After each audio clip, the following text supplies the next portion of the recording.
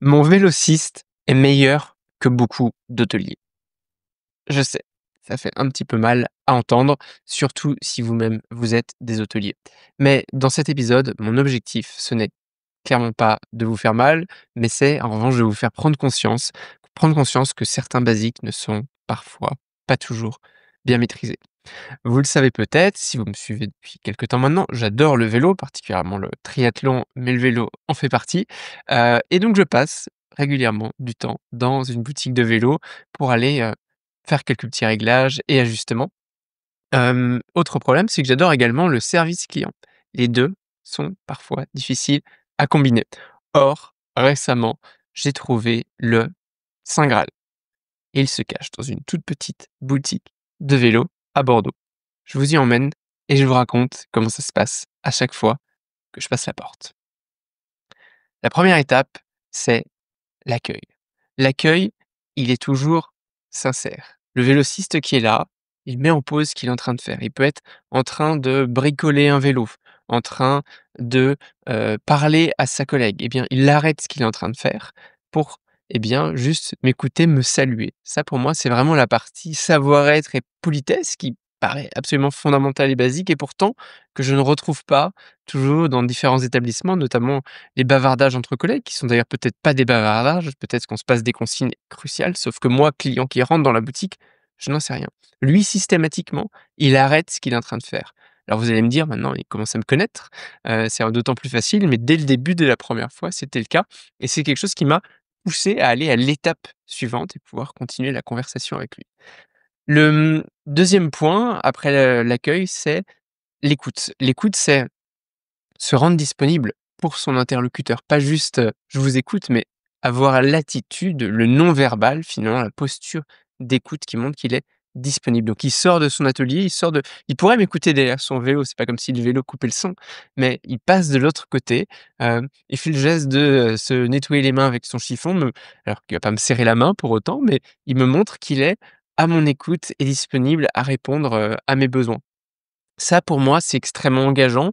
Je peux être un client très expérimenté qui sait, ce qu'il vient chercher ou alors un simple visiteur qui, passe la devanture de la boutique ou quelqu'un d'un petit peu timide qui n'ose pas déranger. Eh bien, dans tous les cas, le fait d'avoir ce comportement, ça va me mettre à l'aise et ça va me permettre d'aller à l'étape d'après. Et l'étape d'après, ça va être le conseil. Moi, client, je vais lui poser des questions, je vais avoir une demande et lui va répondre à cette demande et en l'occurrence, ici, plutôt me conseiller. Son conseil, sa réponse, elle est toujours avisée. Il est pas là, en tout cas, il ne donne pas l'impression d'être là pour vendre quelque chose. Pourtant, bien sûr, on est dans une démarche commerciale et oui, très souvent à la clé, il va y avoir, de la consommation et donc de l'achat, mais il ne me pousse pas à acheter quelque chose dont je n'ai pas envie. Il répond d'abord à ma demande et ensuite il élargit le sujet sur quelque chose d'autre auquel je n'avais pas pensé.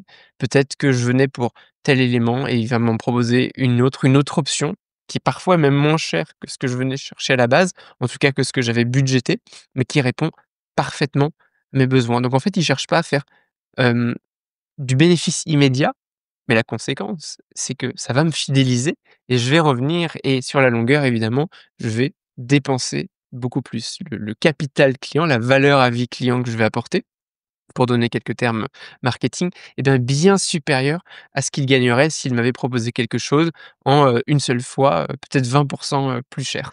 Et donc ça, c'est extrêmement important et également d'un point de vue fidélisation. Presque systématiquement ou du moins dès que je dépasse un montant un petit peu important, eh bien, j'ai une remise, j'ai le droit à, différents, avantages. Eh bien ça, moi, en tant que client, même si ça ne fait pas énormément la différence d'un point de vue budget, eh bien, ça fait la différence sur la perception que j'ai. J'ai l'impression, voilà, d'avoir un avantage, un traitement de faveur. Eh bien ça me pousse à revenir. Je préfère revenir dans une boutique qui me donne un avantage même minime que dans des boutiques qui ne m'en donnent pas. Plus la considération.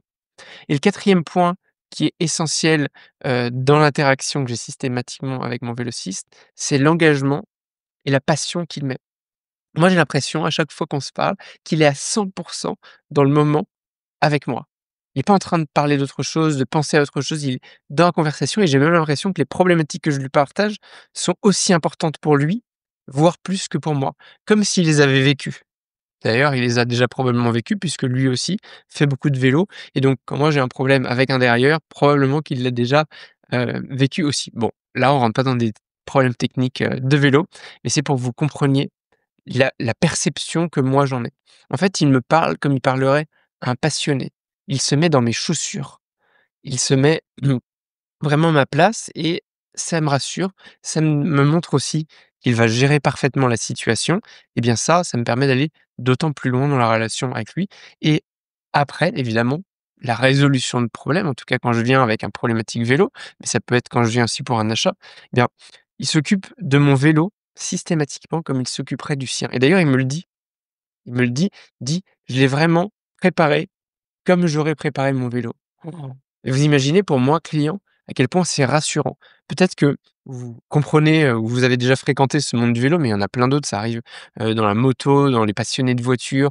Il y a plein d'environnements dans lesquels on retrouve cette passion. Où moi, mon vélo, c'est quelque chose de précieux. J'ai besoin que la mécanique, elle fonctionne très bien quand je vais faire une sortie avec et le fait qu'un professionnel me dise: «Je m'en suis occupé comme du mien», je suis extrêmement rassuré et rien que ça vaut tout ce que j'ai payé et le fait que je reviendrai une autre fois. Eh bien, si on le transpose dans nos environnements de service, quels qu'ils soient, le fait de montrer au client qu'on a fait une action pour lui comme on l'aurait fait pour nous-mêmes, eh bien ça va, voilà, le rassurer, ça va lui montrer à quel point les personnes qui sont ici à sa disposition, eh bien sont engagées dans ce qu'elles font. Et donc ça, c'est vraiment les quelques points, les 4 éléments principaux, l'accueil, l'écoute, le conseil, l'engagement avec la passion, qui à mon avis sont transposables dans tous les environnements de service et qu'on devrait d'autant plus retrouver dans le nôtre, savoir l'hospitalité et particulièrement l'hôtellerie et la restauration. Or, ce que je viens de vous raconter là, parfois malheureusement, eh bien je le retrouve pas même dans des établissements de haut standing. Pourquoi? Bien, selon moi, parce que les collaborateurs, auxquels je m'adresse, avec lesquels j'échange en tant que client, n'en ont pas conscience, tout simplement. Et les conséquences, bien sûr, eh bien, c'est tous les coûts cachés, hein, d'un mauvais service. Ça peut être, alors l'impact sur la réputation, le fait de perdre de la clientèle, de devoir dépenser encore plus un coût d'acquisition pour des nouveaux clients, alors que de l'autre côté, on a perdu des clients qui étaient potentiellement fidèles, mais qui n'ont pas le niveau de reconnaissance, le niveau d'accueil qu'ils pourraient et qu'ils devraient attendre dans un établissement d'accueil et de standing. Hop, hop, hop, j'interromps quelques instants votre visionnage de l'épisode, simplement pour vous dire que vous êtes de plus en plus nombreux à me suivre sur YouTube et je vous en remercie. Vous l'avez vu, je mets beaucoup d'énergie pour que tous les épisodes soient filmés depuis le début de l'année 2024. Pour m'encourager, pensez à mettre un like et si vous n'êtes pas abonné, faites-le. Vraiment, ça m'aide beaucoup et ça me permet de continuer de grandir et de vous proposer des épisodes toujours plus qualitatifs. Allez, je vous arrête pas plus longtemps et retour à l'épisode. Comment faire pour corriger tout ça finalement dans nos établissements? Eh bien, peut-être quelques pistes de réflexion. La première, si vous êtes un manager, eh bien, ou même un collaborateur, faites écouter ça à vos autres collègues, faites-leur prendre conscience de à quel point on peut aller beaucoup plus loin finalement dans le service ou, si jamais ils n'ont pas l'habitude d'écouter podcast, envoyez-leur l'article lié. Vous savez que je fais un article systématiquement et vous le retrouvez toujours dans les notes, de cet épisode en description.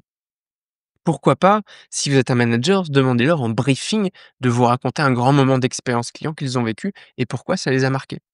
Ou d'y réfléchir dans les jours à venir et de le présenter, lundi prochain au, morning briefing devant tout le monde. Vous voyez, pour enclencher en fait cette prise de conscience, et que les personnes réalisent à quel point finalement, eh bien, il ne s'agit pas de grand chose, mais pour autant ça peut faire énormément la différence. Vous pouvez également les emmener ou les inviter à aller dans une boutique que vous adorez, qui propose d'autres types de services. Une boutique de mode, pourquoi pas, une bijouterie, une boulangerie, d'autres inspirations, pas nécessairement positionnées en haut de gamme. Moi, je vous ai parlé d'une boutique de vélo, eh bien, c'est mon inspiration. Aujourd'hui, je l'utilise pour, vous faire prendre conscience et bien de la même manière, partager ça aux personnes autour de vous avec d'autres expériences. Je suis sûr que vous en avez des très positives autour de chez vous. Autre point, enregistrez-les, pourquoi pas, en vidéo, en audio, bien sûr avec le raccord, attention, il ne s'agit pas de faire ça dans leur dos, mais il y a rien de mieux que de se voir et de s'entendre pour se rendre compte de, tout ce qu'on ne fait pas bien et de tout ce qu'on pourrait corriger. Moi, systématiquement, en formation, j'ai des collaborateurs qui me disent: «Oui, mais ça, nous, on sait faire, on le fait très, très bien» et après on s'enregistre et je les fais écouter, ils me disent: «Oh, ah oui, j'ai vraiment dit ça, c'est grave. Ah oui, j'ai vraiment fait ça. Ah oui, en effet» et en fait, On ne s'en rend pas compte puisqu'on est tous enfermés dans nos habitudes, dans nos réflexes et le fait d'avoir une image extérieure et bien, finalement, ça va, élargir notre compréhension et donc ça, c'est extrêmement bénéfique. Donc voilà quelques points qui, à mon avis, sont, essentiels, gratuits, que vous pouvez mettre en pratique très, très rapidement auprès de vos équipes pour leur faire comprendre.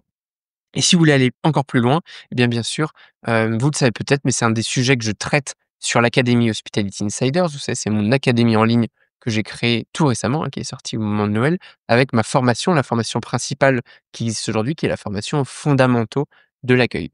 Eh bien, sur cette formation, évidemment, on explique tous ces éléments-là et en plus de ça, vous aurez accès à la communauté des insiders dans laquelle, eh bien, vous allez pouvoir poser des questions à, d'autres pairs, dans le monde de l'hospitalité, à savoir comment est-ce qu'ils ou elles font, dans leurs établissements, quelles sont les bonnes pratiques, peut-être les choses à éviter et cetera. Donc c'est assez riche, en fait, en plus de la formation, d'aller chercher, ce contenu sur la communauté. Comme toujours, ça aussi, vous pouvez le retrouver dans la description. Je vous mets un lien juste en dessous. C'est très facile à cliquer. Allez-y et puis j'ai hâte de vous retrouver côté, académie. On va encore plus loin que dans ces épisodes, de podcast. Eh bien, je termine en vous disant que si vous cherchez une bonne boutique pour votre 2 roues à Bordeaux, j'ai une super adresse à vous partager. Et moi, je m'arrête ici.